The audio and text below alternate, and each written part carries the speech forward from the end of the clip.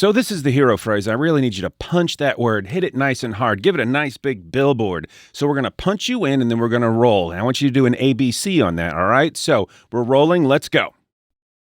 What?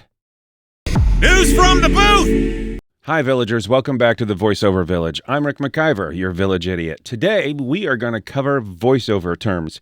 If you were a little confused by the intro to this video, don't worry. We're going to explain a few of those things. I was inspired to do this video by a fellow voice actor by the name of Mike Delgadio. He did a great video on voiceover terms, and I'll put a link to it right up there. But he missed a few, some that I see on a regular basis, so I thought I'd fill in the blanks. Now, this is going to be a three-part series. The first one's going to focus on performance-based terms.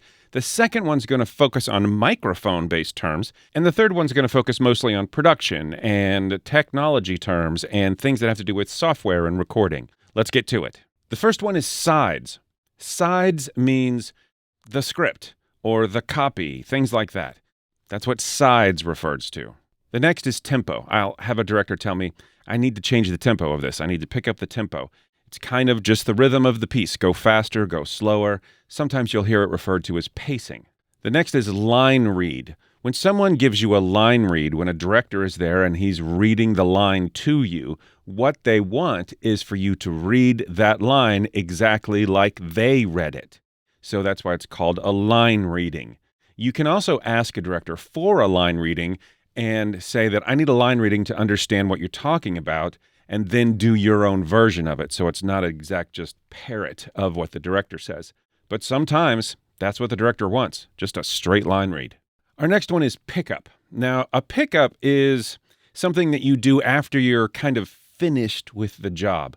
The client might come back to you and say, I need a pickup for this phrase. And it could be that you flubbed it, or it could be that you mispronounced it, or they might have changed it in the script. But it's called a pickup. And so what needs to happen is you listen to what you did, and then there's this little section that you actually redo. So that's called a pickup. Booth Junkie referred to something called a take. Now, a take is each try that you do for a particular part, right? So if I go to record a sentence, it would be take one, and if I did it a second time, it'd be take two. One thing that I wanted to make clear was that you're not responsible as an actor, right, as the talent, like he says. You don't have to keep track of that. The engineer will keep track of the takes for you. There's no way to kind of keep in your mind, oh, this is take 6, and I should emulate take 2, or don't worry about that. They will keep track of that for you. You don't have to worry about it. The next one is something called efforts. Efforts are those sounds that you make when you're, like if you're doing a cartoon and you have a fight scene. It's those, or you fall off a horse, or someone says, do the Wilhelm scream, right? That's an effort. Sometimes they're called ad-libs or non-word sounds, but I hear them mostly referred to as efforts. And they're usually done at the end of your session for the day, basically, because a lot of them are screams and yells and things that actually kind of roast your throat. So they want that towards the end of the recording session rather than the beginning. All right, let's talk about conversational versus announcer. You'll hear this a lot. I need a conversational read or a non-announcer read. What that really means is that they want the talent to read the script very casually, like they were just talking to their friend in the elevator or on a park bench or whatever. It's just a casual kind of read, and technically, that kind of looks like, you don't pay attention to the punctuation perfectly, or it could be that you kind of don't hit all your consonants formally. It's really relaxed, and a lot of it's kind of throwaway. It's just a very calm, relaxed tone, as opposed to the announcer read. Now, the announcer read is very formal. All of the consonants are observed religiously. There are spaces in between words. The punctuation is very important, and it's very projected. That kind of read was popular back in the 30s and 40s because, those radios, you had to cut through. And so people with big voices were very clear with their diction, and that was called the announcer read. But you don't hear that much anymore because we don't need that kind of style anymore, and it's kind of associated with that used car salesman kind of pitch, and clients typically like a more realistic, relaxed style of read, and so that's conversational. All right, these are just about a little bit of mic technique. You might hear a director or an engineer say, I need you to get more on axis. Well, what axis means is if you look at this mic, this is a top address mic. The sound goes in here. If I go off to the side like this, it gets really quiet. When I go off to the side, that's called going off axis. When I'm talking into the microphone, I'm on axis. Now, I can talk across the microphone so I don't pop my P's with plosives. As long as the microphone is pointed at my mouth, then I'm on axis. This is the axis. It's like the line that comes out of the microphone. You might hear a director say, I need you more on axis, and that means line up with where you talk into the microphone. You might also hear a director say, you sound very sibilant. Mike covered plosives, which is that p sound, in his video, but he didn't talk about sibilance, probably because he has a very deep, resonant, smooth voice and doesn't ever have to worry about that. If you have a higher head voice and you have a lot of nasal tones in your voice, you might come across this term, sibilance, and it's that S sound, and it can be very cutting sometimes if you are, because think about it, when people listen to you in their headphones and that sound comes through, it's like a little needle in your eardrum. That's called sibilance, and there are some techniques you can use to get over that. I will put a link to this video up here that covers how to get rid of your sibilance. You might have a director say to you, give me more smile, more sparkle, more energy.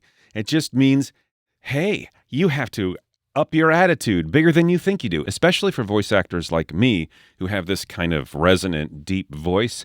I have to over-smile sometimes when I am doing my work because otherwise I sound like I'm mad. I'm not mad, so I have to give it more smile. You physically have to put a smile on your face when you're talking, a really big one, because it makes a difference in the recording. You might have a director say, hey, I need you to bury this phrase.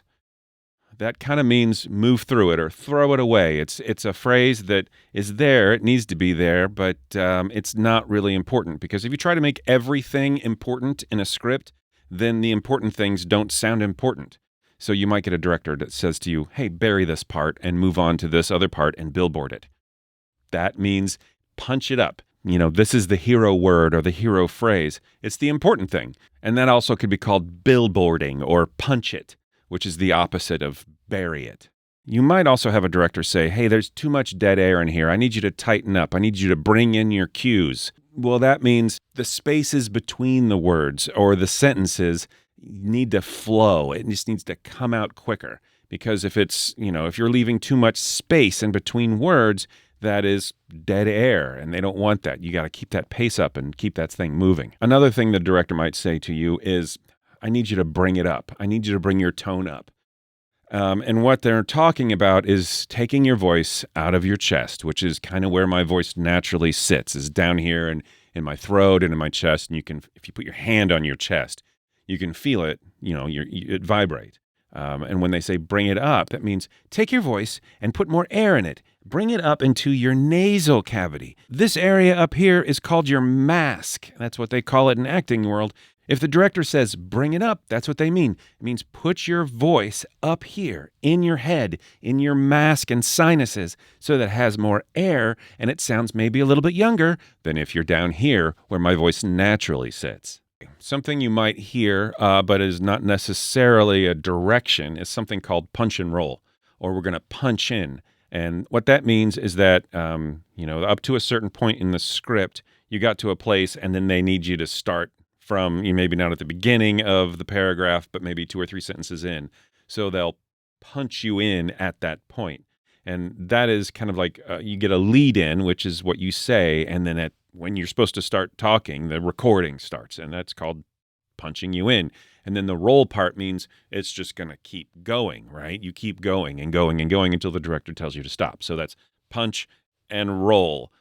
It's an old term because of, radio days and tapes that rolled on the tape recorder. This doesn't really apply anymore in the digital age. However, the term has stuck. And also, that's what rolling means. If an engineer says we're rolling it, what it really means is we're recording. But because of the olden days when the tape would roll on the spool, they called it rolling, and it just stuck. And the last term that I want to bring up is something called the glass.